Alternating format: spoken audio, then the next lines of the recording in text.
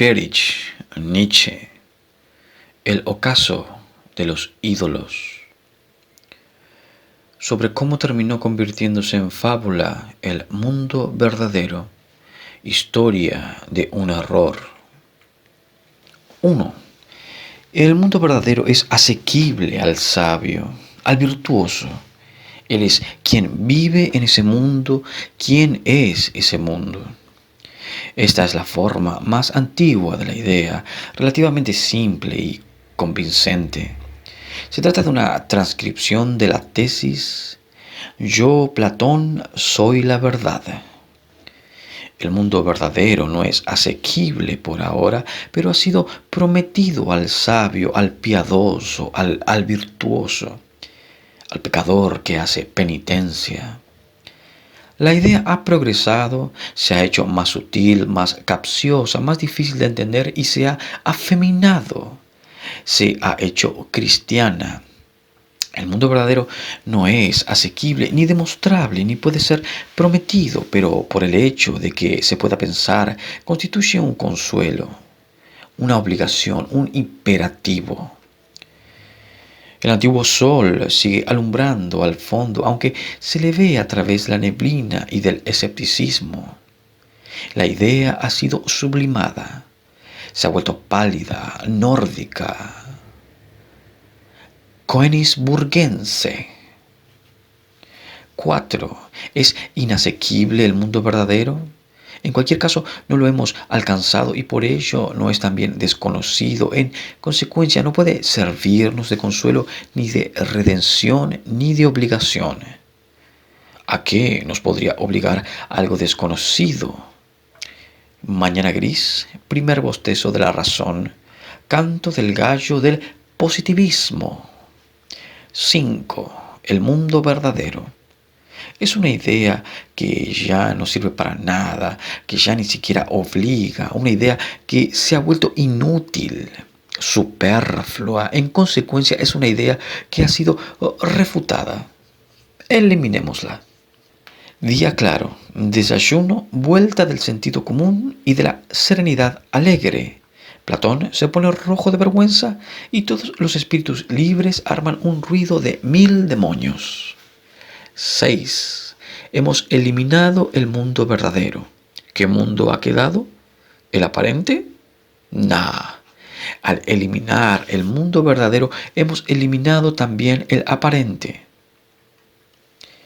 Mediodía. Instante de la más breve sombra. Fin del más largo error. Punto culminante de la humanidad. Comienza Zaratustra. La moral como contranaturaleza. Todas las pasiones tienen una época en la que resultan sencillamente nefastas, en la que subyugan a sus víctimas con el peso de su estupidez, y una época posterior, mucho más tarde que la otra, en la que se desposan con el espíritu, en la que se espiritualizan. En otros tiempos se combatía la pasión en sí por la estupidez que implica. Los hombres se conjuraban para aniquilarla. Todos los viejos monstruos de la moral coincidían en sostener que hay que matar a las pasiones.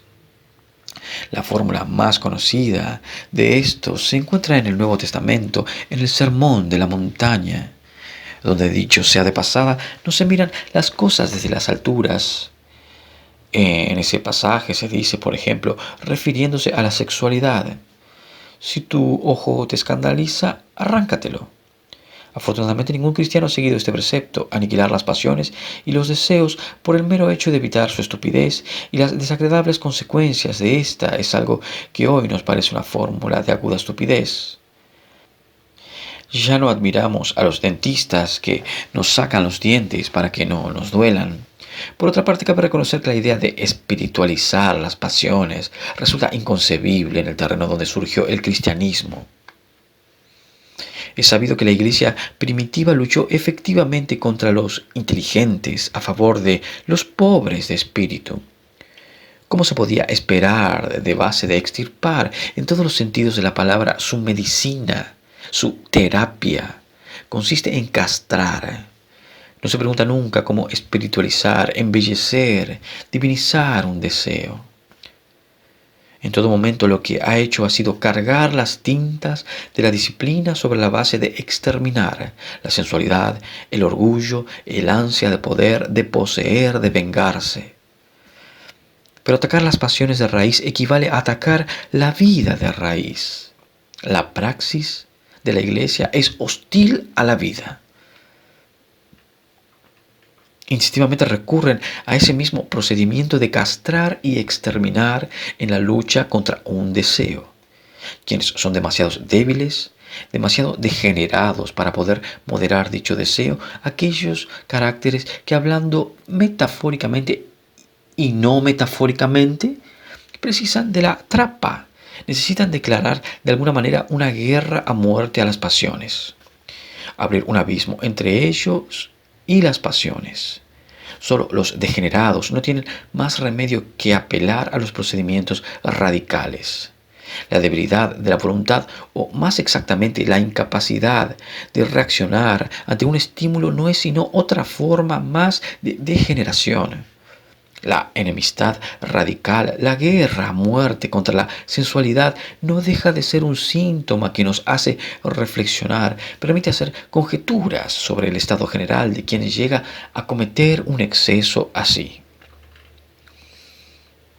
Por lo demás, esa hostilidad y ese odio solo culminan cuando tales caracteres no tienen ya la firmeza necesaria para llevar a cabo la cura radical, para renunciar a su demonio.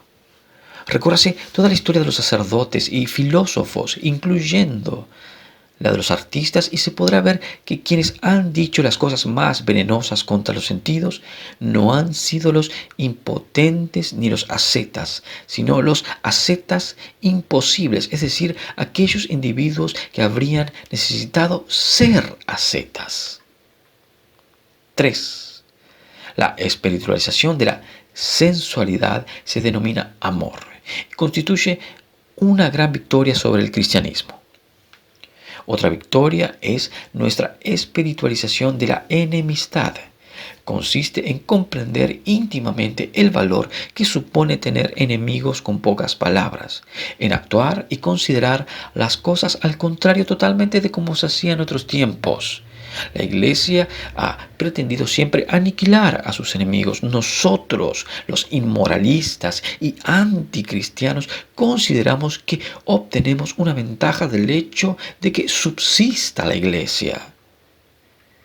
Incluso en el terreno político se ha vuelto hoy más espiritual la enemistad y también más inteligente, más reflexiva, más indulgente.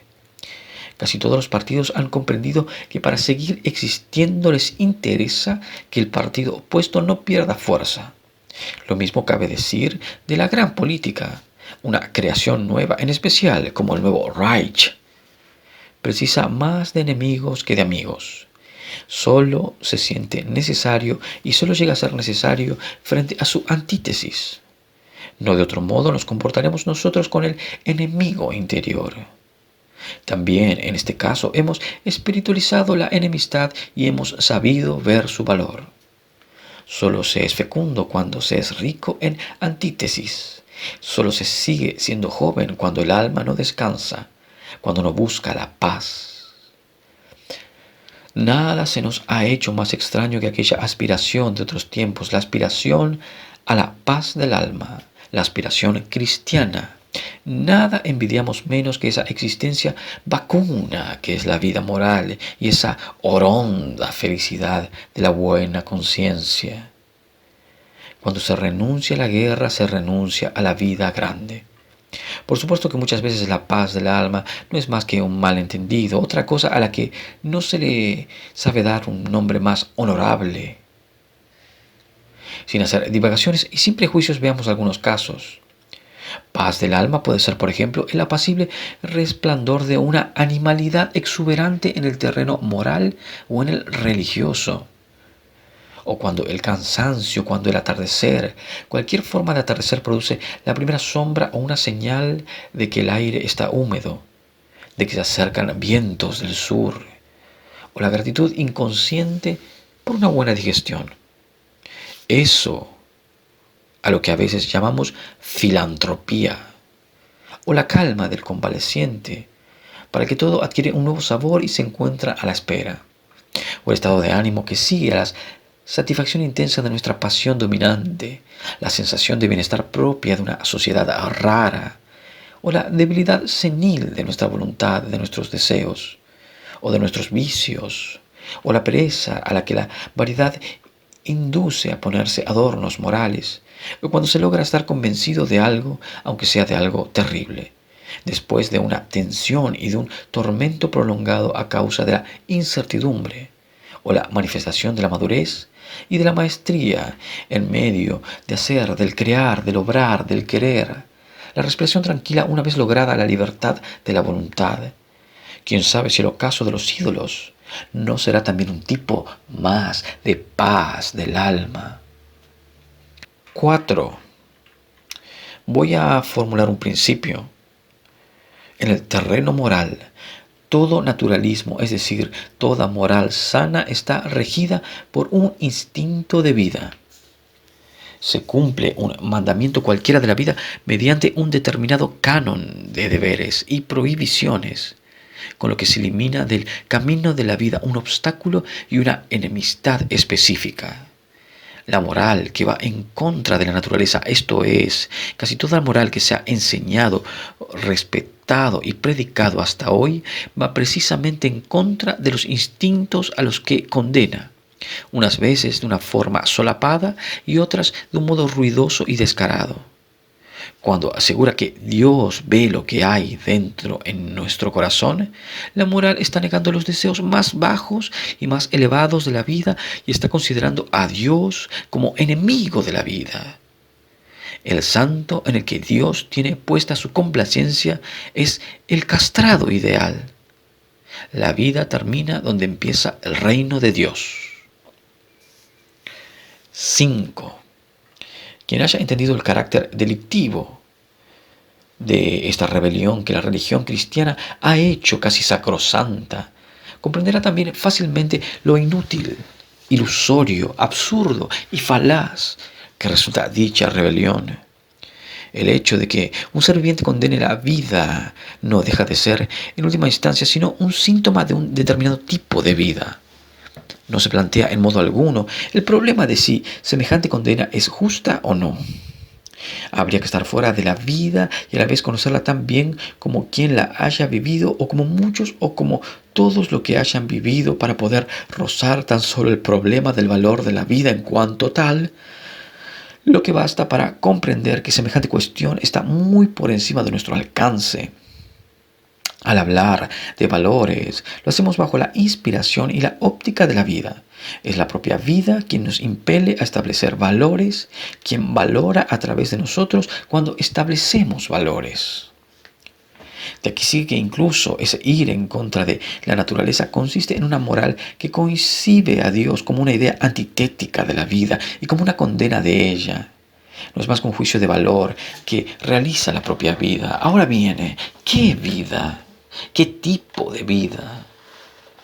Ya he contestado a esto: la vida descendente, debilitada, cansada, condenada, la moral tal y como ha sido entendida hasta hoy, tal y como ha sido formulada incluso últimamente por Schopenhauer, en términos de negación de la voluntad de vivir.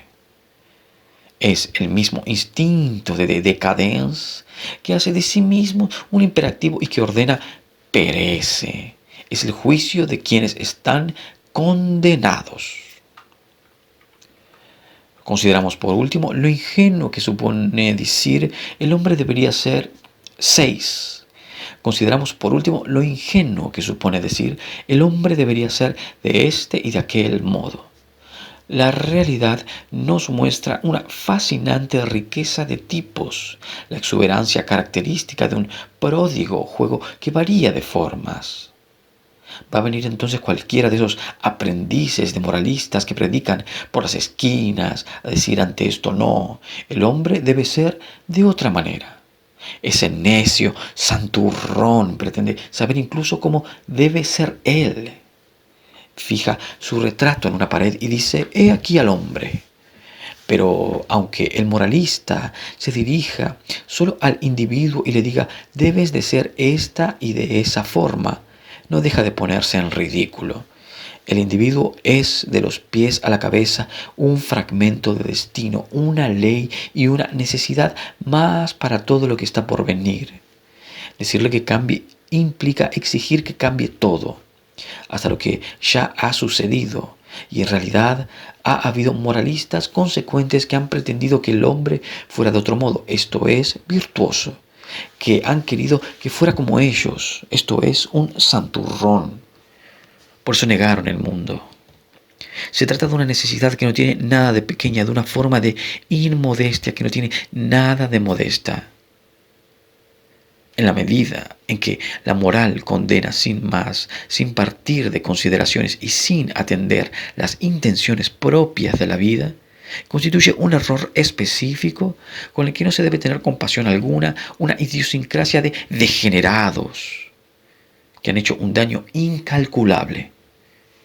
Nosotros, los inmoralistas, que somos tan distintos, hemos abierto nuestro corazón a toda clase de conocimientos, de comprensiones, de aprobaciones.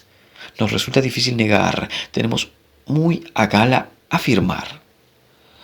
Cada vez que nos han ido abriendo más los ojos para ver la economía que se precisa en orden, aprovechar todo lo que la santa locura y la razón enferma del sacerdote rechazan, para ver la economía que impera en la ley de la vida, que saca beneficio hasta del tipo repugnante del santurrón, del sacerdote, del virtuoso. ¡Qué beneficio! Nosotros, los inmoralistas, personificamos la respuesta a esa pregunta.